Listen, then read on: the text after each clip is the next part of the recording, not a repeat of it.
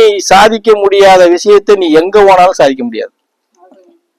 நான் சேலஞ்சே பண்றேன். எல்லாரும் முன்னாடியும் சொல்றாங்க அப்படின்னு கோவப்படுறதும் தப்பு. என்னை விட பாவங்களோ இருக்க மாட்டாங்க, புண்ணியம் பண்ணவங்களும் இல்ல. எல்லாரும் என்ன புண்ணியமா பண்ணிட்டு யாரும் புண்ணியம் பண்ணல, எல்லாம் கர்மாவில பிறந்திருக்கும், பாவத்துலதான் அப்படிங்கிற சொல்ற இடத்துலயுமே யாருமே இல்ல. இல்ல, எல்லாருமே ஏதோ ஒரு பாவ கர்மாலதான் வந்திருக்காங்க. எனக்கு நம்ம இன்னும் சொல்றோம் இல்லப்பா, அவங்களுக்கு ஒரு விதமா வேலை செய்யும். இல்ல அதான் ஒவ்வொருத்தனுடைய இதுக்கும் ஒவ்வொரு மாதிரி போகும். இவங்களுக்கு சடனா ஒண்ணு வந்துருச்சு, அவங்களுக்கு லேட் ஆகுது, இவங்களுக்கு கிடைச்சு, அதெல்லாம் நம்ம நினைக்கவே முடியாது. நீ எவ்வளவு பெரிய கொடூரமானவங்களா கூட இருக்கலாம். எப்போ இங்க வர்றது வரைக்கும், வர்றதுக்கு முன்னாடி நீ என்ன நாசமா போய் நீ மண்ணா போயிருந்தாலும் எனக்கு அதை பத்தி கவலை இல்லைங்க. நான் நீ கொலை கூட பண்ணிருக்கோ, கொல்ல கூட அடிச்சுட்டு போயிருக்கோம், 100 அளவு ஜெயிலுக்கு கூட போயிட்டு வந்துரு. இப்ப ஆம்பளையா இருந்தா 100 பேரை மேய்ச்சிட்டு தெரிஞ்சாலும் சரி, பொம்பளையா இருந்து 100 பேரை மேய்ச்சிட்டு வந்தாலும் சரி, எனக்கு அதை பத்தி கவலை இல்லை. இங்க வந்ததுக்கு அப்புறம் உன்னைய மாத்திக்கன்னு சொல்றேன். இந்த இடத்துக்குள்ள வந்துட்டியா, உன்னைய டோட்டலா மாத்துறதுக்கு உண்டான முயற்சியை பண்ணு, மாத்திக்க கொஞ்சம் கொஞ்சமா. நீ மாற மாறத்தான் உனக்குள்ள மாற்றங்கள் உருவாகும். எப்படி உன்னுடைய குணப்பாவங்களும் நடைமுறைகளும் அணுகுமுறையும் செயல்பாடும் எப்போ உங்ககிட்ட மாறுதோ, மாற மாறத்தான் அங்க நமக்கு செயல்பாடுகளும் மாறும். அதுதான் விகாச்சார கணக்குன்னு நான் சொல்றேன். இன்னும் சொல்ல போனா, நீ 5% மாறி இருக்கிறன்னா அங்க என்ன வரும்னா 1.5% தான் வரும். நீ 10% மாறி இருந்தீங்கன்னா 3% வரும். இதுதான் விகாச்சார கணக்கு. 10% மாறிட்டு திடீர்னு ஒரு விஷயத்துல நீ பின்னாடி டொம்முன்னு வந்து விழுந்துட்டேன்னு வச்சுக்கோ, இந்த 3% பிடிக்கிட்டு போயிடும்.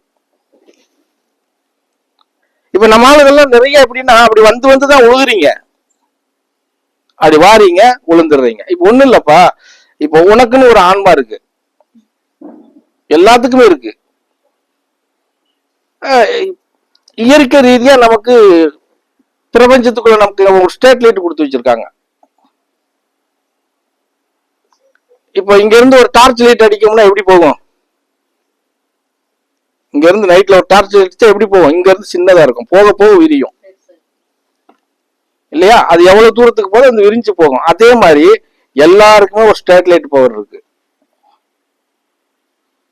இறைவன் கிட்ட இருந்து கொடுத்து வச்சிருக்காங்க. இப்போ உங்களுக்கு எல்லாம் எப்படி இருக்குன்னா, இப்போ எப்படி சொல்றேன்னா, இந்த பரதேசி கண்டுபிடிக்க தெரிஞ்சு கண்டுபிடிச்சுக்குருவாங்க. இப்போ எனக்கு அந்த ஸ்ட்ரீட் லைட் பவர் என்னைக்கு வந்து சுத்தி பாத்தீங்கன்னா 16 அடிக்கு இருக்கும். இப்படி புரிஞ்சதா? இது சொல்ல போனா எனர்ஜின்னு சொல்லுவாங்க. இறைவன்கிட்ட இருந்து வழங்கக்கூடிய எனர்ஜி வந்துகிட்டே இருக்கும்.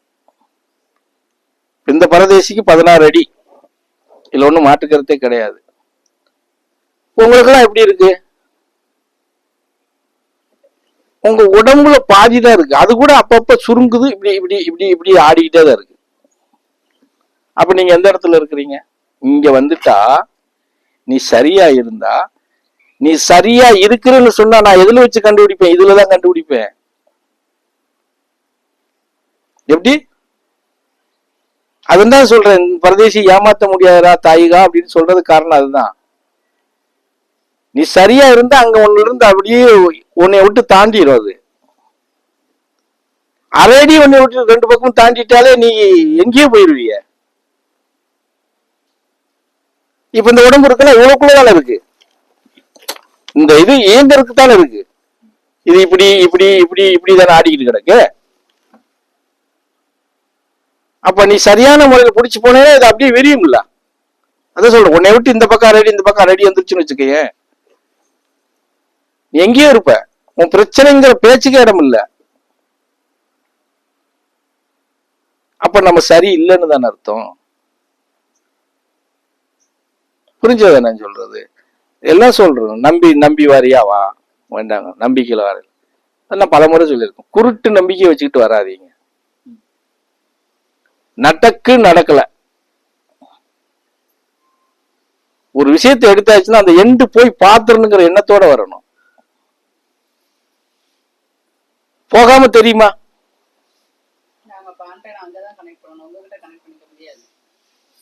எதை?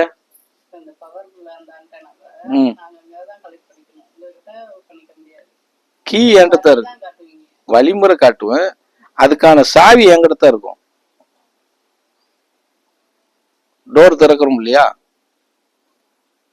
இப்ப இருக்கு, ஏய் முட்டுதுப்பா இந்த டோரை திறந்து விடணும் அப்படின்னா நான் தான் திறந்து விடணும், அவங்களாம் திறந்து விட மாட்டாங்க. இப்போ மோட்டர்ல தண்ணி அடிக்கணும், இந்த தொட்டி நிறைஞ்சிருச்சுன்னு இப்ப நம்ம எப்படி இது நிறைஞ்சிச்சுன்னா அதுக்கு மாத்திரம், அது நிறைஞ்சிச்சுன்னா இதுக்கு மாத்திரம் இல்லையா, அதே மாதிரிதான்.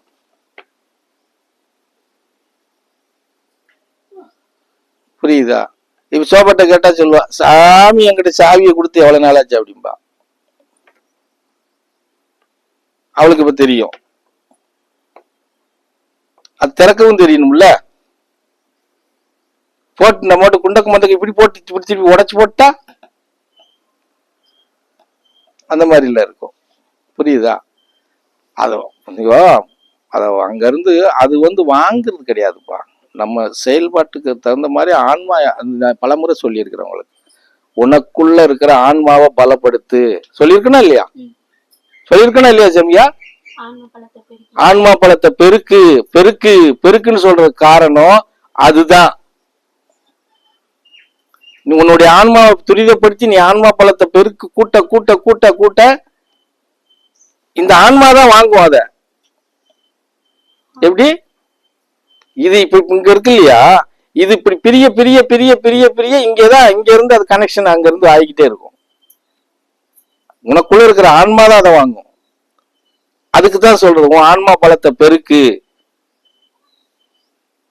விசாலப்படுத்து, விரிவாக்கம் பண்ணு. எத்தனை முறை கொடுத்துருக்குறோம். சரி, ஆன்மா பலத்தை பெருக்கணும் அப்படின்னு கொடுக்குறோம். எப்போவாது அந்த ஆன்மா பலத்தை எப்படி பெருக்குறதுன்னு கேள்வி கேட்டிருப்பீங்களா? கேளுங்கன்னா வாயை மூடிட்டு உட்காந்துக்கிறீங்க. எப்படி கேட்கணும்ல? எப்படி சாமி ஆன்மா பலத்தை விசாலப்படுத்துறது பலப்படுத்துறதுன்னு கேட்கணும்ல? இப்ப எப்படி சொல்லுவேன் நானு?